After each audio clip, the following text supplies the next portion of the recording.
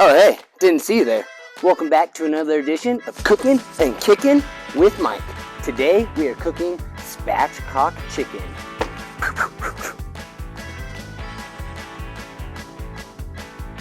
Cheers.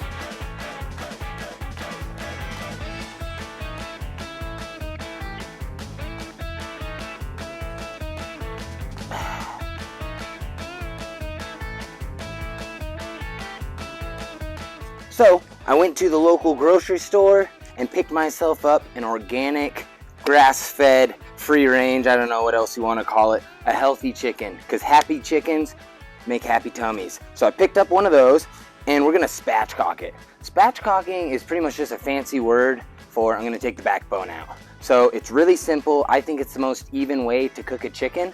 When we get this spatchcocked, we're going to give it a nice salt brine for about 24 hours. We're going to throw it on the Kamado Joe and smoke it at around 275. So let me show you how I do this.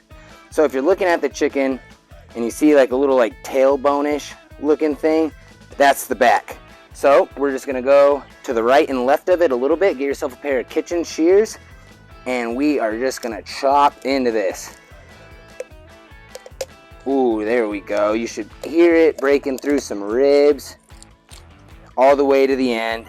Then I'm just gonna go on the other side, right over it, and same thing. Good. If you gotta use two hands, you gotta use two hands. I've been out of the game for a little bit, so my grip strength isn't what it used to be. But, look at that. Cut off some of the excess fat. Now if you want, this is great stock. I don't need to make chicken stock. I'm just gonna throw this away. But you guys don't have to. If it's Thanksgiving time, make a good gravy out of that. Now I'm gonna flip it over. Actually, I'm gonna take a little bit of this fat, just trim it up, make it look nice. We're not gonna need all this excess stuff. I want it to look good. From here, I'm just gonna flip it over, make sure everything's kind of sitting out nice, and give it one of these. Wham! Bam, bam, thank you, ma'am. Broke that little breastbone, now it can sit nice and flat. Now that our spatchcock chicken is sitting nice and flat, I'm gonna go ahead and get this brine on. I'm gonna start with the inside. The reason that I'm brining it is because chicken tends to dry out really easily, and I want this to stay as juicy as possible when I'm putting it on the slow cooker. Okay, so just super simple kosher salt, and I'm just gonna cover everything. Pretty liberal layer, you don't need to get crazy. Chicken absorbs salt pretty well. But another thing about doing it like this is it's gonna tighten up the skin, and that's gonna be good. We want that nice crispy skin. So again, remember, tap, tap, tap it in. We don't rub it. Flip it over, and like I said, just a nice liberal layer. This is gonna sit in our fridge uncovered for about a day. You could do less. They say like a pound an hour. I don't know, I don't think it really, but I want this skin to get nice and tight, and I want this chicken to stay nice and juicy. So I've got this wire rack sitting in my cookie pan. I'm just gonna throw this chicken on here, and it is gonna go in the fridge for, like I said, about a day. And you'll see the difference when it comes. I'll catch you guys tomorrow. The next day. Alright guys, so I just took this chicken out of the fridge. It has been salt brining for about 24 hours.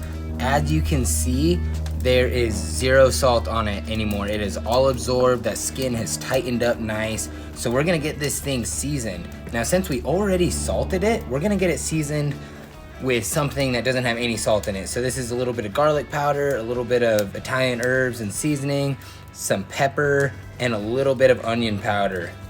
And I'm just gonna, before I do this, I forgot, I need to spray it down with some fat so it has something to stick to.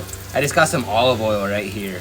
So I'm just gonna spray that down nice and even and get this on there, nice decent coating. Now the salt has already absorbed, that's why we're going with a saltless rub.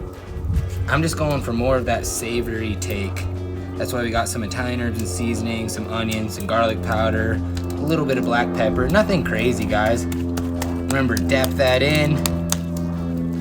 Let's flip it over. Let's get that other side going. Spray this with some fat.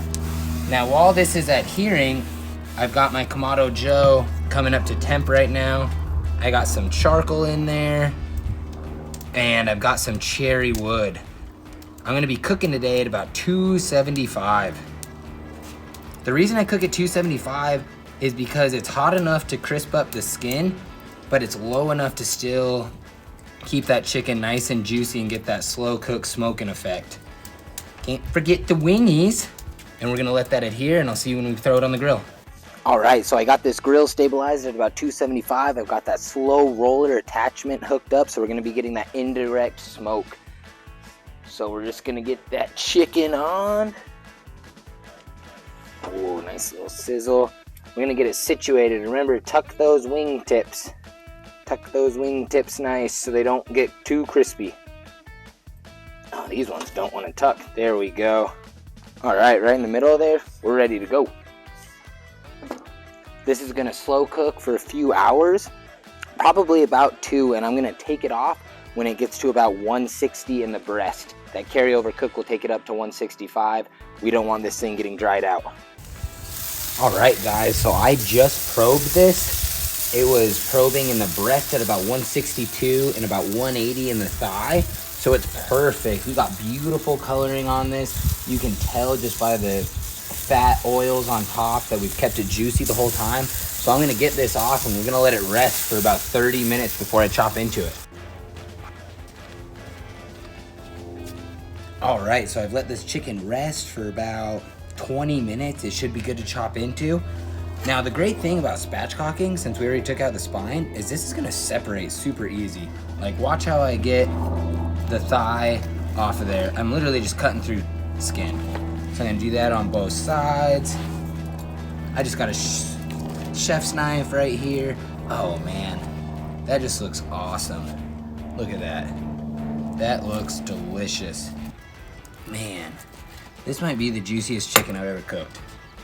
I'm not kidding, guys. This looks amazing. All right, let's give this a test, see how we did.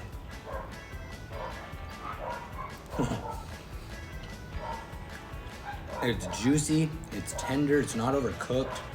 It's not like your grandma's chicken that they throw in the oven, and by the time you get it, you need a whole glass of water to get through one piece. It's pull apart, it's smoky from that cherry wood that we used and the charcoal. Man, it's perfect.